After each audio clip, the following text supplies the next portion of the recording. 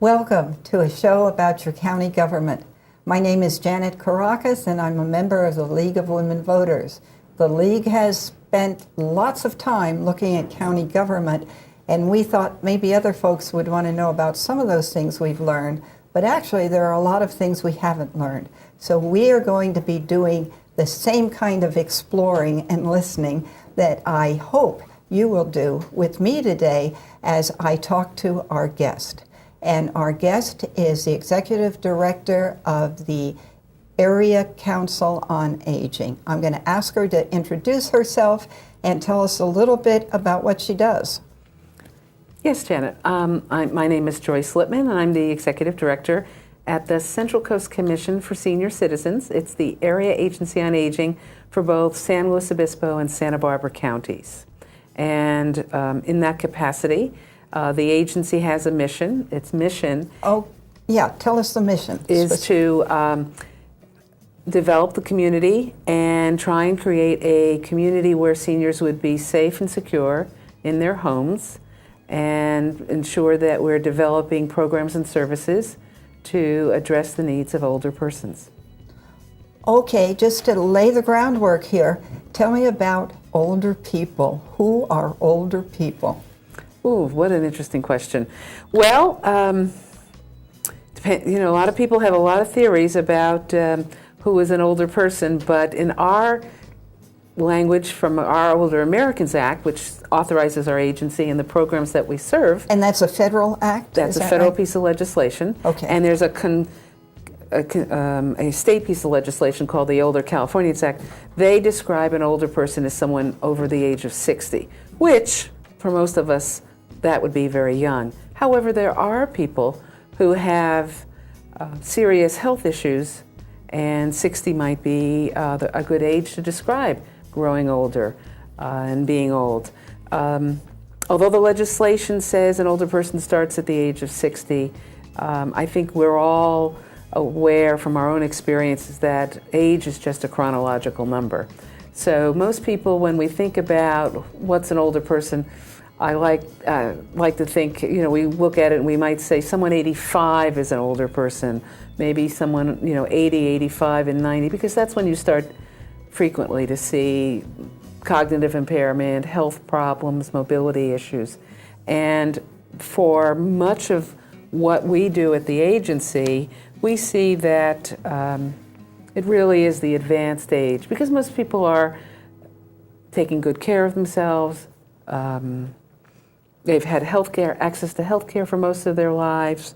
They're eating right. They're doing all the things that we've heard for years. Oh, you must do this, and voila, we have a large aging population. In fact, the fastest growing population in this county are those individuals over the age of 85. The next 10-year span of people with the fastest growing group is 75 years of age and older. So it is, like the Tribune said a few years ago when they were saying, what would San Luis Obispo look like in 20 years? And they said the fastest growing, biggest population increase would be among the elderly. And we have every reason to believe that projection is correct. Okay, so they're the fastest growing, but how much of the population do they make up? 5%, 10%? Oh, in San Luis Obispo County, 60 plus is 18%. Oh, 18%. And by the year 2030 something, it'll be 22%.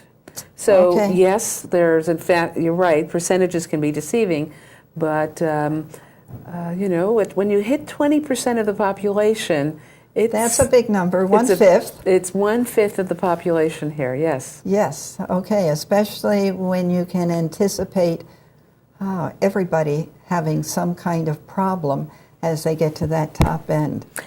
Okay, tell me a little bit about your staff now. How many people do you have working for you, or do you do this all alone? Oh, no, nobody does anything alone. It's not possible. The agency has been around since 1975, and we do a number of things. So we have 9 people on our paid staff, and we have volunteers that total probably about 80, 85 at any one time. So volunteers are an important part of our ability to be effective and efficient. Our staff, the Commission for Senior Citizens is composed of the Area Agency on Aging, our main operation, what we've done since 1975, a health insurance counseling and advocacy program, helping people navigate the Medicare, supplemental, long-term care insurance, prescription drug plan, all of those issues. We have the health insurance counseling program. Okay, so your health insurance counseling program you deal with the government health programs, but if I had a question about long-term care, is this a good deal, is this not a good deal, could I call you? Yes. I have to remember that. Okay, Absolutely. I interrupted you. No, that's fine. So HICAP is an important part of our operations. We also have a senior information referral program, because since the day we opened our office, people will call and ask questions, and that's a natural thing. Where would you go to get some answers? So over time, we've created a program we call it the Senior Connection, but there is a senior information referral program within every area agency on aging in the nation, and that's one of the things to share with your Yes. viewers is that we are Yes. the local area agency on aging, but there are 641 of us, and we are nationwide. So if someone calls my office and says something like, I'm concerned about my sister-in-law, she's 90 years old, she lives in Milwaukee, what would I do? I can open up a little book or go online and find the area agency on aging for Milwaukee and give her that information, and connections start from that point. So it's really a wonderful thing. You know, I'm going to tell you, I did that about 10 years ago for an aunt who lived in West Palm Beach, Florida, and there were problems, and I didn't know what to do about them in California, and I ended up calling West Palm Beach. Oh, wonderful. So At that point, I was just dealing with a telephone number, not a person, so this is nice to meet you. Thank you. Well, and we're very fortunate. We have one paid staff person in that information program, and we have about 9 volunteers who come every week and help answer the phones. In addition, we've produced a very valuable publication, called the San Luis Obispo County Senior Information Guide. And I just want to point this out because at every opportunity, we like to take the opportunity to let people know that this free publication is available to be picked up anywhere in San Luis Obispo County. Libraries, city halls, senior centers, hospitals, you name it, and this can be picked up free of charge. We're right now in the process of updating the edition, so the next one you see will be a different color. But this is a valuable resource that helps people find what's available here, and I appreciate the opportunity to share that. Joyce, you mentioned you get federal money, so you have a connection to Congress. Talk a little bit, explain to us this national, state, local ladder that you are involved in, that has created you, actually. Well, appreciate the opportunity to do that. The federal government in 1965 created all these wonderful social programs, Medicare, what we call Medi-Cal, and one of the small pieces of legislation was known as the Older Americans Act. And that legislation has been reauthorized 10, 11 times since 1965, and each time it expands. It looks at what are the recent changes, what are the new needs. It might tweak this and tweak that so that we are reauthorized on a regular basis now. We're still very small. I mean, it's still a very small piece of legislation. Yes. But the federal funds and the federal mandates and the federal legislation exist. It tells the state what to do, and then it also tells the area agencies on aging. So the funds go from the federal government to the state. The state adds rules and regulations, as they're apt to do, and then And it they're flows. supposed to do. Yes, We're gonna be absolutely, fair. They're absolutely. supposed Sure, to do they're that. supposed to do that. Sure. And then they transmit it in California to 33 area agencies on aging. So there, as you can see, there are 58 counties and there are 33 AAA. So a number of us are multi-county, because the concept, as the federal government saw it, is that area agencies on aging should be doing regional planning to meet the needs of seniors. So we plan and we develop programs and services and that type of thing. And you did say at the beginning, I believe, that you service both San Luis County and Santa Barbara County, but I don't know, underline that for us a little bit so we don't forget that Santa Barbara County is part of your, two things. One, Santa Barbara County is part of your jurisdiction, but San Luis County itself often works with regional agencies. You're not the only one, but don't know much about you. So tell us about that. Well, we are, in some respects, a regional agency, being through county, and actually until the expansion of the Santa Barbara Regional Health Authority to serve San Luis, which is coming up in March 2008, we really were the only entity that was Santa Barbara and San Luis. I mean, San Luis has been connected with Monterey and some other other counties and for other issues. So it's a pretty exciting, and because both counties are coastal, both counties are high populations of seniors, both counties do not have significant low-income senior populations, and so there's a lot, although many people think, well, Santa Barbara seniors must be very different than San Luis Obispo seniors, and I hear both ends of that. It's really not that true. When we do our needs assessments, and we have been doing needs assessments since 1975, which means we ask senior citizens what are their needs and this, that, and the other, you'd be amazed. An 85-year-old in Atascadero is not that different than an 85-year-old in Goleta, California. You know, the difference, I would think, would be in income levels, but does that matter if you're an 85-year-old in need? You know, unless we're talking about lots of money. Well, the income levels are more similar than they are. I mean, they are. People perceive that Santa Barbara does have a lot of wealthy persons and wealthy older persons. But in our last needs assessment, our biggest population of respondents, and it was a needs assessment targeted to caregivers, our highest economic group was from the Paso Robles area. Oh. So, of course, it partially could be caused by the random sampling issue and all of that, but we did a pretty good job with that. So I think we have to see that when we look at some of our perceptions from maybe 20, 30 years ago are really have changed. Are you telling me I have to change? Oh, no, I didn't mean to imply that, of course, but, you know, when you really find yourself 85 and a little bit homebound and having trouble driving and your vision isn't good and your health is deteriorating, your husband has died, your kids are hundreds of miles away, and let me just go on and on and on. Yes. It's not different in Atascadero or Goleta to the degree we might think it is different.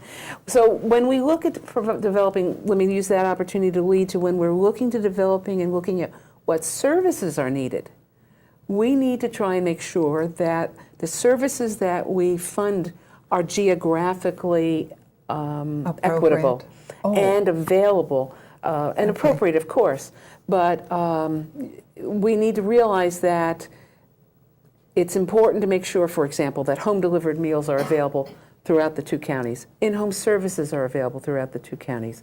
That when we identify a program need, home repair, things like that, we try and make sure that it's available to seniors no matter where they live. Okay, so you're talking about needs and services. So let's get back to the foundation of this thing. Let's get back to money. Okay. And you're a nonprofit, mainly financed by the federal government through the state, but you do get county money. That's true. Tell us about how you get the county money, why you get it, and we will really start hitting that money thing as soon as we come back from our break. Thank you.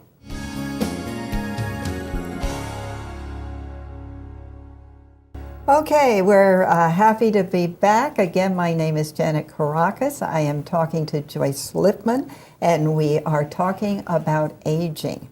The Area Agency, on aging. And we're talking about what we always love to talk about, and that is money. Most of the money is coming from the federal government, from the state government, but there's also money that comes from our county board of supervisors. So personally, I want to know a little more about that. When the county doles out money, how is that done? What do you do? Okay. How much do you get from the county, percentage-wise, or whatever is a good way of doing it? the county provides us, both counties provide us with funds for both our administrative operation. Okay, and I'm going to interrupt you for a minute in case you folks didn't pick us up before our break. This nonprofit deals with both San Luis Obispo County and Santa Barbara County, a two-county nonprofit beholden to both the counties, state, feds, etc. Okay, go ahead. Sorry to interrupt you again. Oh, that's good. Thank you. So we get funding from both counties, and what's interesting is that the Older Americans Act, which provides the majority of the funding, requires what they call local public matching funds. And so the administrative portion, which is 8.5% of the total allocation, or parts of the allocation, is what we run our operation on, and that we're required to have 25% match from the counties. So we divide that up between the two counties, and San Luis Obispo County and Santa Barbara County help us meet that match for us. 12 and a half each? More or less? Yes. Okay. I hadn't really thought about dividing 25 in half. And it's also true then, the funds that we pass through, the state and federal funds that we receive that we pass through, which is the 92.5%, actually it's a little closer to 95%, that go to contractors, they're also required to get local public matching funds. And they get those from the county as well. Okay, and how do you, I mean, is this a guarantee from the county? Is this there's no guarantees, of course, but the reality is that we apply each year. We prepare an application, we submit our application. And your application is built on needs, it's built on population. What do you have to give the county to get the money?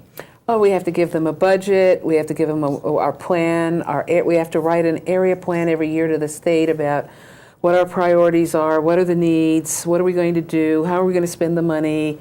It's I did bring a copy of that here somewhere, that's okay. Very little piece of paper there. We don't like looking at budgets, so we just want to hear about them. Oh, good.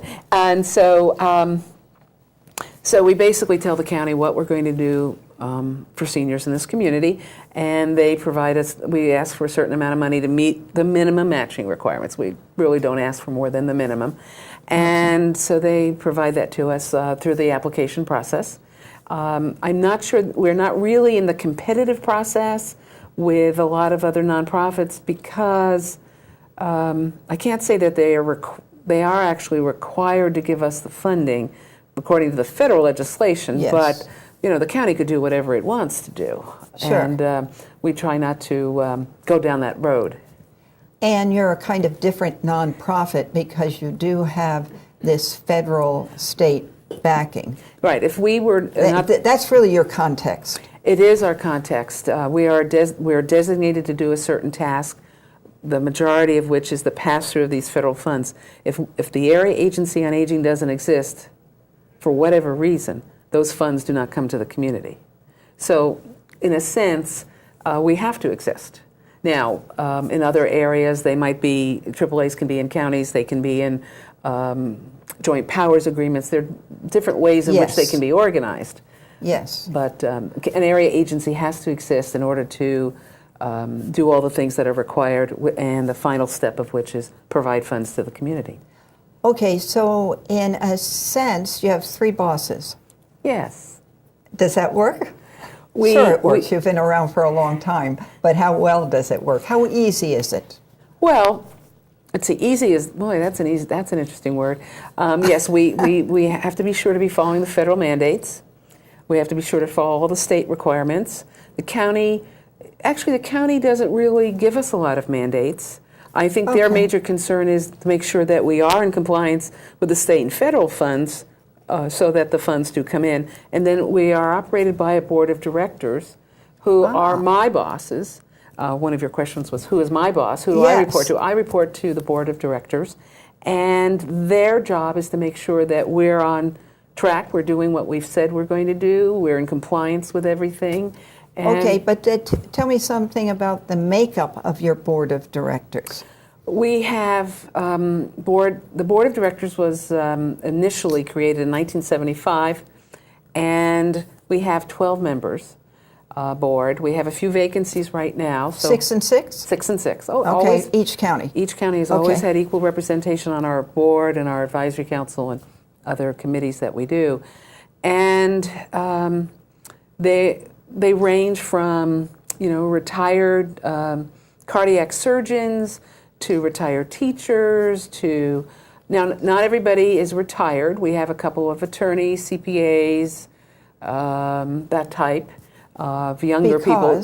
Because they're interested in senior affairs. Okay. They have had their own personal experiences. Okay. People come to us through two mechanisms.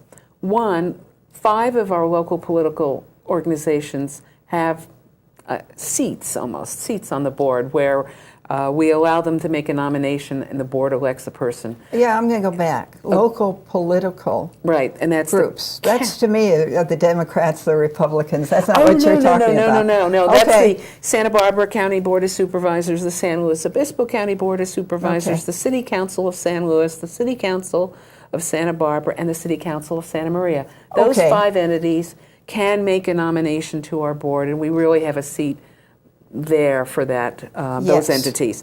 Then the other members of the board are nominated through a community process. We send out solicitations. We put notices in the newspaper. We send out letters to community groups and say, like the League of Women Voters, and we say, we're looking for new board and council members. Please help us recruit.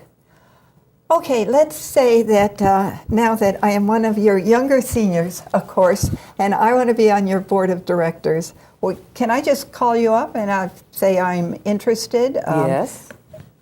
Yeah, if you have an application form, you're going to send it to me, and what we typically do is exactly as you described, and then we invite you to some meetings because this board you got to know what you're talking about. Exactly. We want to make sure that when someone says we're interested, we want you to come to some meetings, see some of the decision making that goes on, see the committee structure, see what the priorities are that we're working towards, see what the workload is, and what is expected from board members.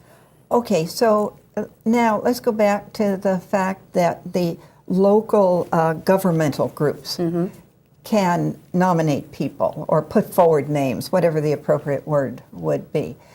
Do you find much interest from the city councils, from the county board of supervisors in doing this?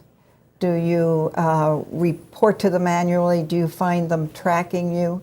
Or again, there is, my sense of it always is that there, at the local level, there just is a respect and a certain amount of belief that a federal agency acting locally is probably doing a good job because they're being monitored by the feds all the time. I think there is an interest by the county. I think there is also probably what you refer to as, well, at least we don't have to go in and monitor them every year because somebody else is, and that's true. That does happen on a regular basis, and that's good. We're very proud of how we handle our public trust because we do distribute public funds. We have to monitor those monies, make sure they're doing, following all the rules and regulations, and I can assure you there is no shortage of rules and regulations, and it's every year there's more and more of it. So yes, I think the county is genuinely interested in what we do. We do meet with them on a regular basis. The nominees and board members who have been nominated by them go back and make reports, as well as we produce a report for the county staff as well to look through. We have audit reports.